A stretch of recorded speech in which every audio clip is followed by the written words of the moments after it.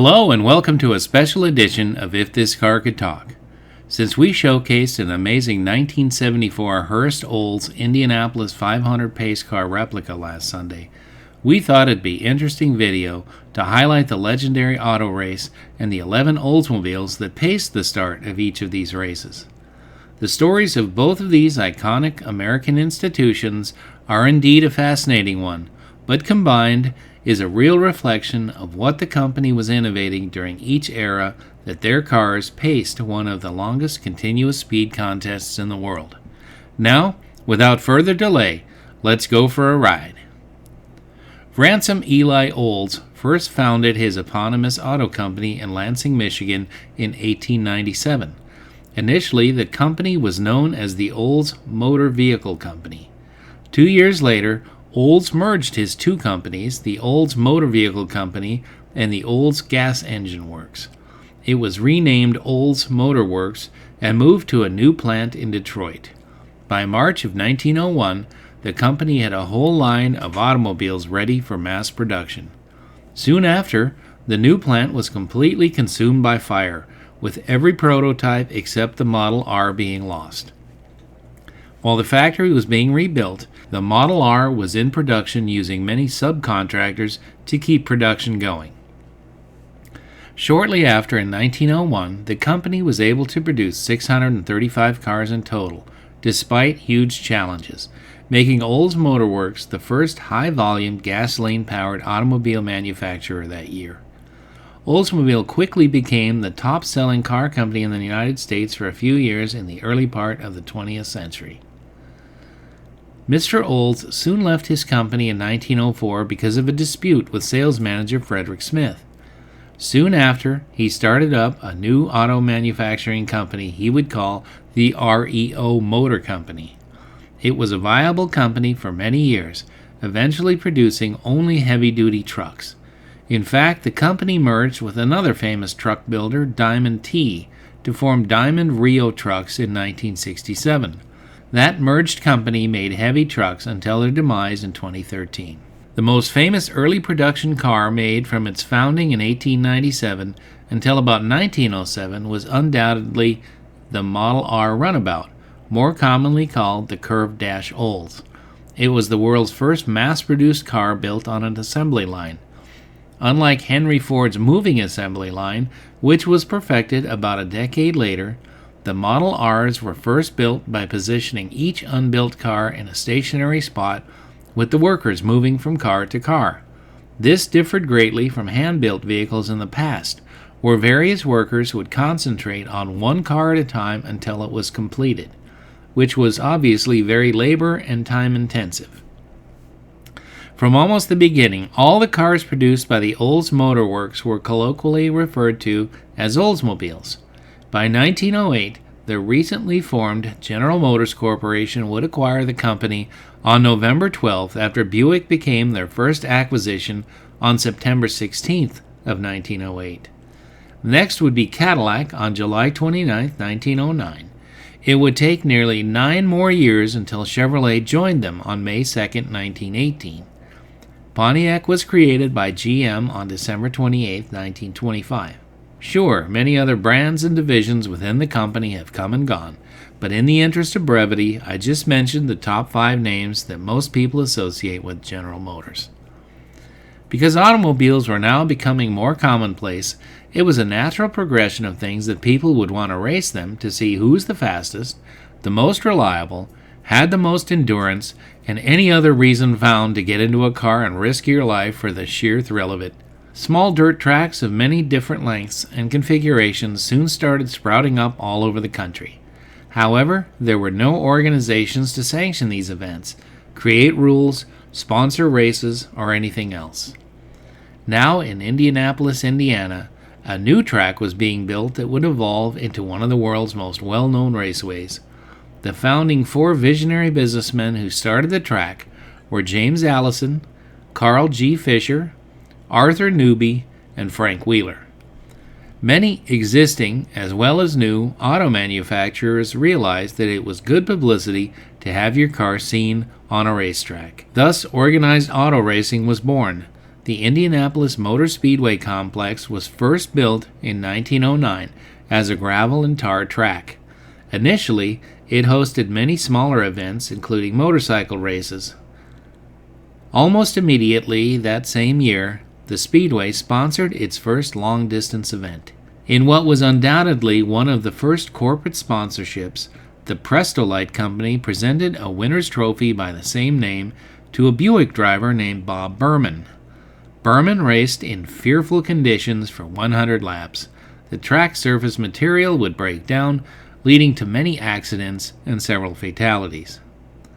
These early races attracted big crowds for track manager Carl Fisher, inspiring him to spend an amazing for the time $155,000 to pave the track with 3.2 million bricks. This is how the track got its nickname, the Brickyard. Only a row of the original bricks still marks the start and finish line. Fisher also added a 33-inch concrete wall around the entire track to protect the ever-growing spectator count. The first event, after all the improvements were completed, was held in 1911, over what was then Decoration Day, on May 30th. The race drew a record crowd of over 60,000 people. In a field of 40 starters, Ray Haroon, driving a Marmon Model 32 Wasp, took the checkered flag that inaugural year. Incidentally, he's also the guy responsible for the invention of the rearview mirror. Although the first race was won by an American driver at the wheel of an American car, European automakers soon developed their own vehicles to try to win this event, which they did from 1912 to 1919. The 1913 event saw a change to a 450 cubic inch maximum engine size from 600.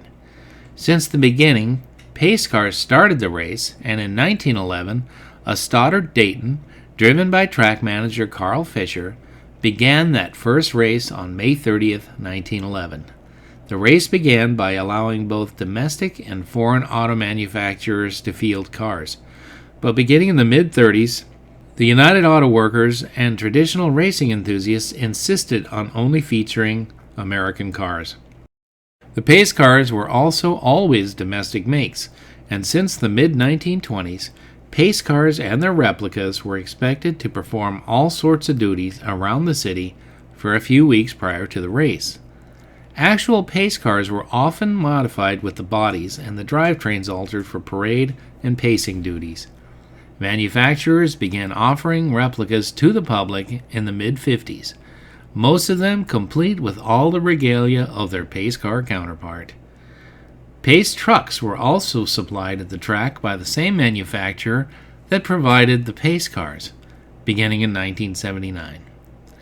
As the seasons progressed, however, fans weren't really interested in attending multiple events in what is now known as Speedway, Indiana.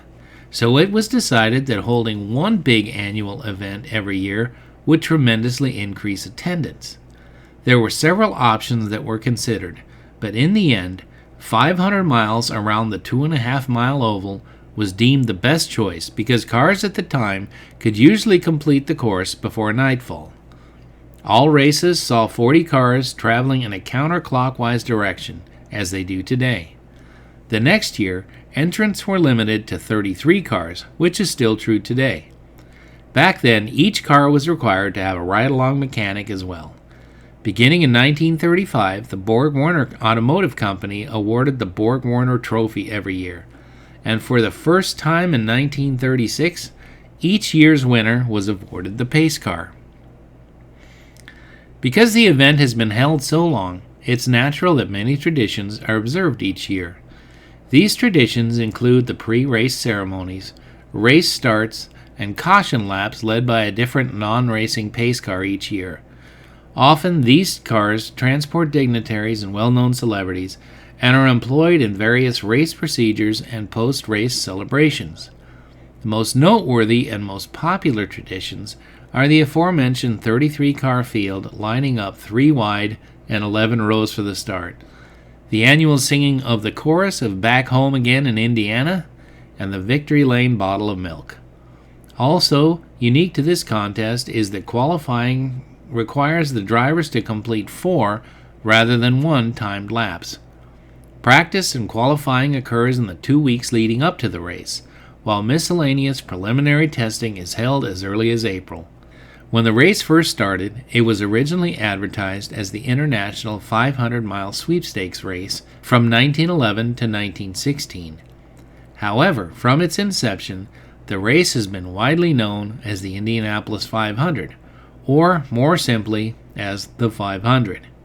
In 1919, the race was referred to as Liberty Sweepstakes in honor of the Allied victory in World War I. From 1920 to 1980, the race officially reverted to the International Sweepstakes moniker, as printed on tickets and other paraphernalia, with slight variations over the years. In 1955, new track owner and Indy 500 president Tony Hulman started the tradition of multiple people riding in the pace car during its official duties. This is a tradition that continues to present day. Since 1974, the race has been specifically and officially scheduled for the Sunday of Memorial Day weekend. There have only been a few years that the race was not run. First, when the U.S. entered World War I in both 1917 and 1918, and then again during the U.S. involvement in World War II from 1942 through 1945. For nearly a century, this iconic race never sold any sort of sponsorships or naming rights, which is nearly unheard of in modern-day sports age. That policy was always popular with fans, but the tradition finally ended in 2016 when a major sponsor, Pengrade, was added for the first time. In the 21st century, the facility has also slowly added sponsorship ads on the retaining walls and infield grass. The much-anticipated racing event, billed as the greatest spectacle in racing, is considered part of the Triple Crown of motorsport. The Triple Crown is comprised of 3 of the most prestigious motorsports events in the world. The other 2 are the 24 Hours of Le Mans and the Monaco Grand Prix. The official attendance is never disclosed by Speedway management, but the permanent seating capacity is upwards of 250,000. During major races, the infield attendance capacity is approximately another 50,000 fans. If only the early founders, racers, and fans could see it now. This brief history of the beginnings of Oldsmobile and the Indy 500 race brings us to this video's main topic, which is, of course, the stories of the Oldsmobile Pacers that led the race start on 11 different occasions, as well as the caution laps. As you'll soon learn, a race that has been held almost continuously for well over 100 years has partnered with one of the oldest American auto companies with an iconic American speed contest. Only a handful of cars over the years, but oh, what wonderful cars they were. 1949 Oldsmobile 88, 33rd annual race. It wouldn't be until 1949 that Oldsmobile would finally lead the race for the very first time with their new for 49 88 model. Arguably, since this is a lighter weight car with a performance engine, it could be considered one of the first muscle cars. What do you guys think? Is it? The all-new 88 series quickly became an image leader for Oldsmobile when it rocketed, sorry about that, up to be one of the best performing automobiles that year. The Rocket 88 vaulted Oldsmobile from a somewhat conservative offering to a real bona fide performance car. It soon became the one to beat on the NASCAR circuits. The official driver of this year's Pacer was Wilbur Shaw, and the eventual winner of this year's contest was Bill Holland, driving a Diet Offenhauser prepped race car owned by Lou Moore on the 30th day of May in 1949. 1960 Oldsmobile 98, 44th annual race. 11 years after Oldsmobile first paced the big race in Indianapolis, another opportunity presented itself. To say the cars radically changed in the past decade is an understatement. This year, Sam Hanks drove the pace car and Tony Hulman accompanied him. The race was run on May 30th, 1960, and on that day, Jim Rathman, driving a Watson-Offenhauser race car, took the checkered flag. Helping him celebrate was team owner Ken Paul. 1970 Olds 442, 54th annual race. The first Oldsmobile 442 was initially sold for the 1964 model year. Based on the Cutlass, these cars sold fairly well and helped begin the transition from the average consumer thinking Olds was an old man's car to now becoming a performance machine. But it wasn't until 1968 when Oldsmobile, in collaboration with Hurst Performance of Warminster, Pennsylvania, began offering what would become the Hurst Olds models, now among the most coveted of cars from the muscle car era. 1970 would be just one of the few years that Hurst and Oldsmobile would not build a car together. The initial plans were made to offer a car with a performance Olds 350 engine, but that car evolved into the Rally 350 with no Hurst involvement. It wouldn't be until 1972 that another car would emerge from the Hurst garage. The revised body style and increased performance resulted in the 442 being awarded the Pace Car duties for 1970. As in years past, replica cars would also be available for purchase at your local Oldsmobile dealer. The race was held on May 30th, 1970, and this time there were 3 passengers aboard: Roger Ward behind the wheel, and Tony Hullman and astronaut Pete Conrad keeping him company. Al Unser, driving for Vels Parnelli Jones Racing, got the win in a Colt 70 Ford. 1972 Hurst Olds, 56th annual race. In 1972, independent automaker Hurst again would supply cars for the race. Due to a horrible accident at the previous year's race involving a 1971 Dodge Challenger Pace Car, every major auto manufacturer was now a bit spooked to provide the Pace Car for the 1972 race. Because Hurst Performance had been building cars in partnership with Oldsmobile since 1968, they saw this as a golden opportunity and quickly stepped up and volunteered to sponsor this year's Pace Car. Oldsmobile would supply Hurst with the cars needed for the race, festivities, and replica Pace Cars. The 1972 edition of the Hurst Olds has some of the lowest production numbers of any year these cars were made, with a total of 629 built, 130 convertibles, 220 hardtops with Hurst-installed sunroofs, 279 standard hardtops, and 6 station wagons for press and ambulance use. An optional engine upgrade was the W30 option with the L77 455, a blueprinted engine rated at 300 net horsepower. This year's Pacer was driven by Jim Rathman, with Tony Hullman and 4 other unnamed guests along for the ride as the car opened the annual speed contest. It was also seen during the caution laps. On this 27th day of May, famous speed demon Mark Donohue made it to the winner's circle in his Roger Penske Enterprises McLaren M16B Offenhauser car. 1974 Hurst Olds, 58th annual race.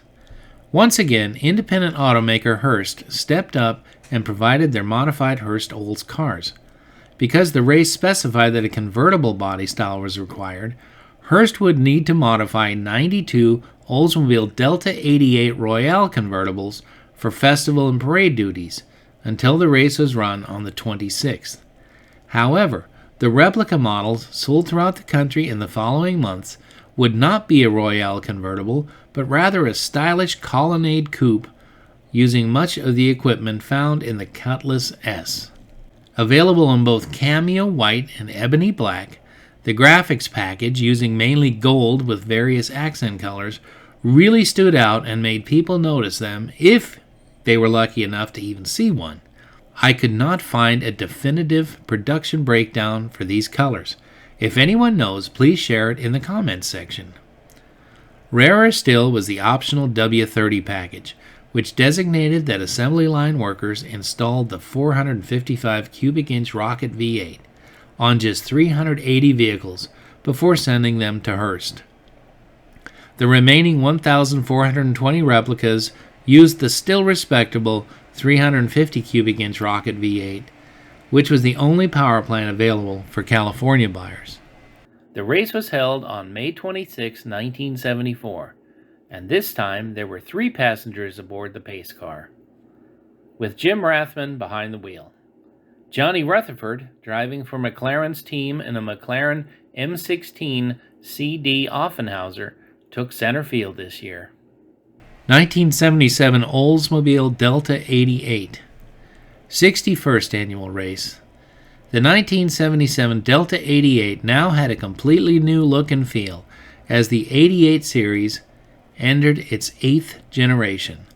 The new model was the perfect candidate to pace the race because it was an all-new car, and the two-tone ebony black and silver paint scheme with a special graphics package and silver-painted wheels was really quite handsome.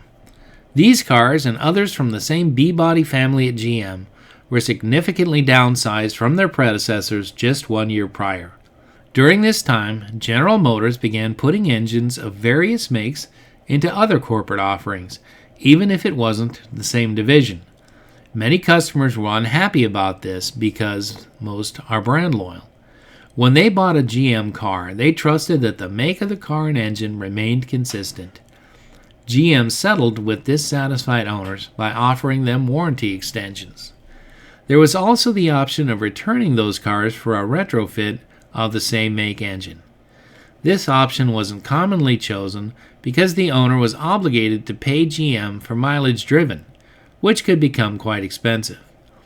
Thus began the era of corporate engines at the General, and for many years, GM advertisements would include a disclaimer stating that certain cars are equipped with engines manufactured by various GM divisions, subsidiaries, and affiliates worldwide.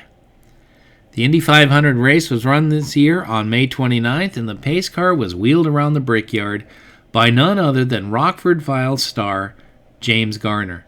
Since Garner was a skilled driver in his own right, he also handled the caution laps. He was a much beloved celebrity in Indianapolis. This was his second appearance after 1975, and he would make one more showing in 1985. When racing legend A.J. Foyt won the race in his own team's Coyote Foyt car, fans were ecstatic.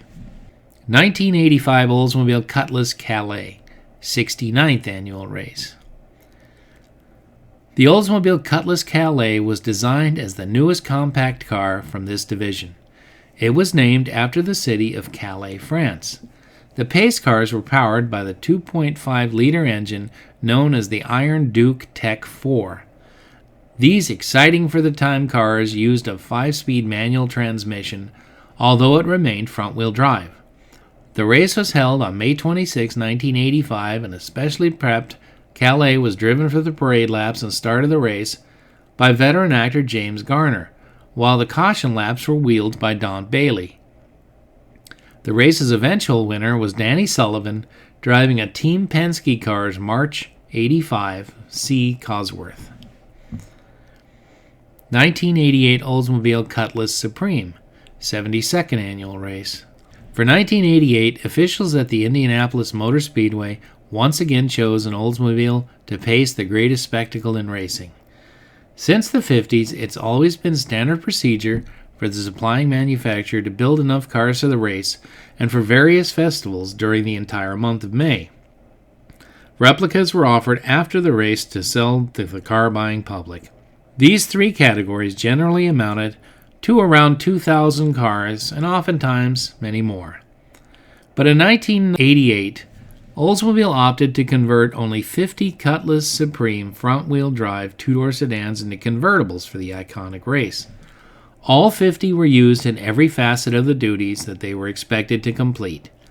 All these cars were hand-built when GM contracted with Cars and Concepts in Brighton, Michigan to complete the job by the time they were needed. An additional 200 or so replica coupes were released for sale, but they were essentially fully optioned units with the Indy 500 decal package. Immediately following the race, each of these special convertibles were sold at the full invoice price for a standard International Series coupe, which was $14,000, plus the conversion cost of another $14,000 to hand-selected dealers across the country who were given this unique, once-in-a-lifetime opportunity. Each unit was fully loaded, including the first ever use of the heads-up display developed by Hughes Electronics. They were the first American car to have this feature.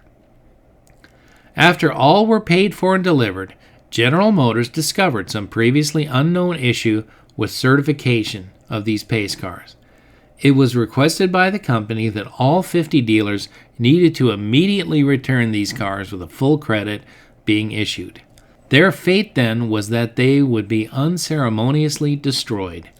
Most of the 50 cars were returned as per their request, but a select few dealers objected and kept their cars, leaving by all accounts less than 10 units. For this race, America's hero Chuck Yeager had the honor of driving one of these custom-made convertibles. An interesting side note about Yeager is that he first entered what was then known as the U.S. Army Air Forces at the start of World War II in 1941.